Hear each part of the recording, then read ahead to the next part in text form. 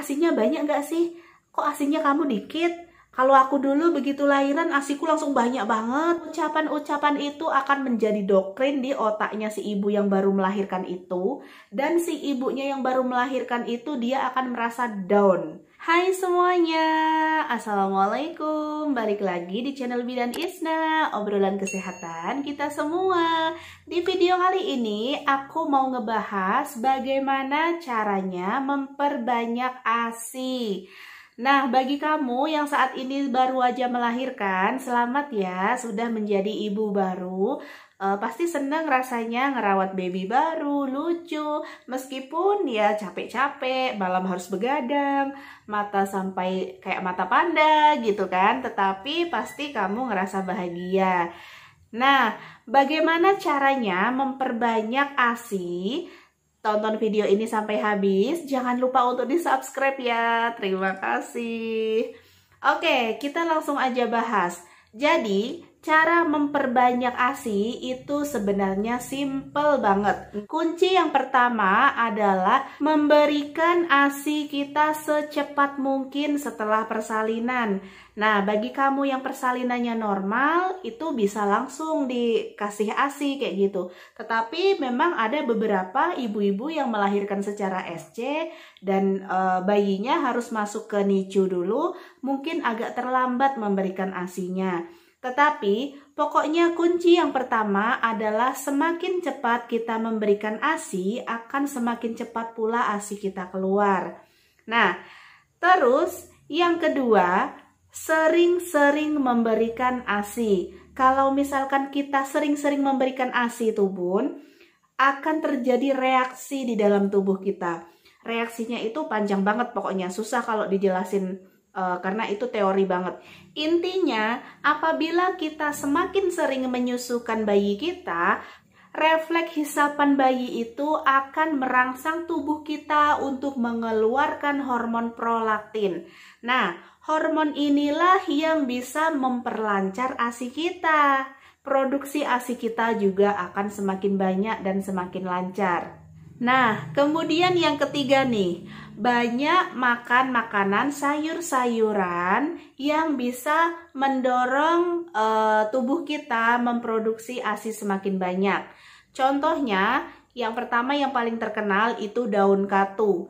Memang daun katu itu sangat terkenal banget untuk memperlancar ASI.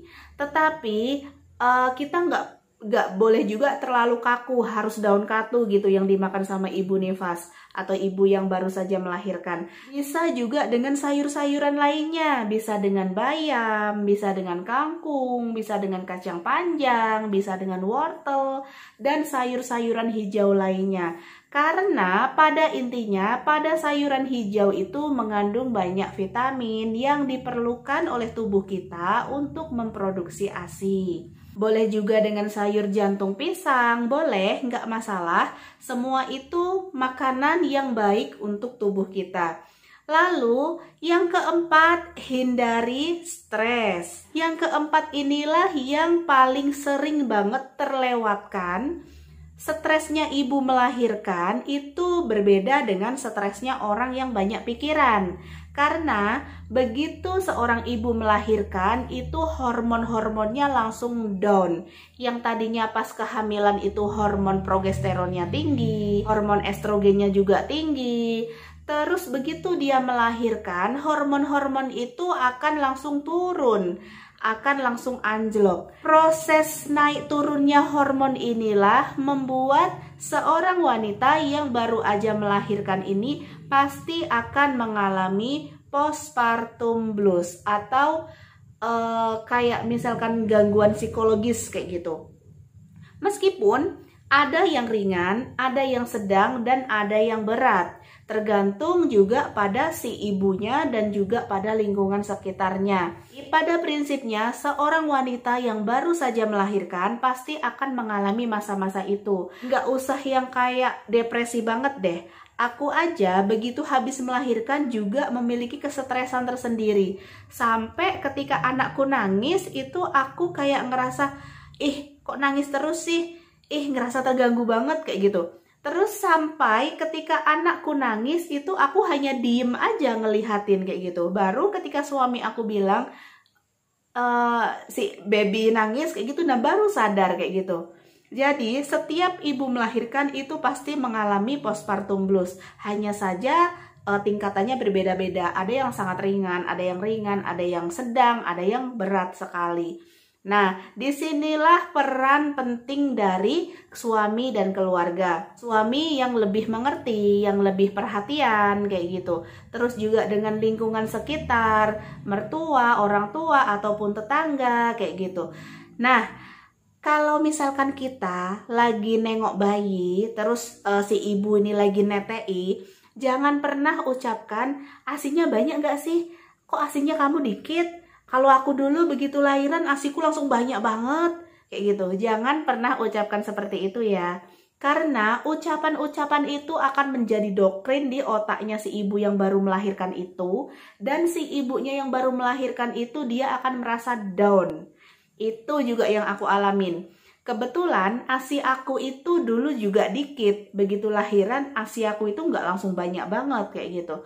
Hanya sedikit. Bilang kalau ASInya dia dulu lebih banyak, cepet keluar kayak gitu. Nah, itu menjadi down loh, itu menjadi kesetresan tersendiri bagi ibu yang menyusui. Oleh karena itu, kalau misalkan kita lagi tilik bayi, nengok bayi yang baru, jangan pernah menjudge atau jangan pernah menghakimi seorang ibu baru. Karena setiap orang tua itu pasti akan memiliki caranya tersendiri untuk memberikan kasih sayang kepada anaknya. Support aja, pokoknya tetap disemangati aja. Misalkan kita boleh tanya, asimu udah banyak apa belum? Misalkan dia jawab, belum, asiku masih sedikit. Support, semangati. Semangat, pasti bisa. Kamu makan makanan sayuran yang bergizi, pasti asimu akan banyak, kayak gitu. Terus pokoknya semangatin, ibunya itu semangatin, kasih kepercayaan, kayak gitu, kasih kepercayaan diri bahwa si ibu ini bisa memberikan ASI yang maksimal. Kalau si ibunya itu pede, terus semangat kayak gitu, ASInya pasti akan banyak banget dan melimpah. Itu aku alami juga. Ketika awal-awal aku menyusui itu aku stres. Belum lagi bekas luka jahitan dulu lecet. Terus belum lagi, belum terlalu bisa ngurus bayi. Meskipun aku seorang bidan, tetapi ketika kita praktek sendiri terhadap anak kita, itu bisa berbeda.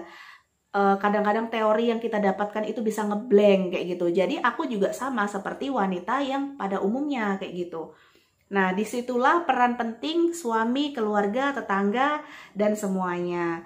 Nah, oleh karena itu kalau misalkan teman kita baru lahiran, semangatin pokoknya. Biar ASInya banyak, melimpah, bisa menyusui bayinya dan babynya bisa sehat. Kemudian yang terakhir, penuhi asupan cairan. Karena kalau misalkan kita itu kekurangan cairan, kita jadi lemes, itu pasti seluruh metabolisme, pokoknya seluruh proses di dalam tubuh kita itu juga akan terganggu. Oleh karena itu, ibu nifas perlu mencukupi asupan cairan 8 hingga 12 gelas minum air putih setiap hari. Biar semuanya lancar gitu ya. Oke, mungkin itu aja yang bisa aku sampaikan. Terima kasih sudah menonton. Jangan lupa untuk like, komen, dan subscribe. Wassalamualaikum.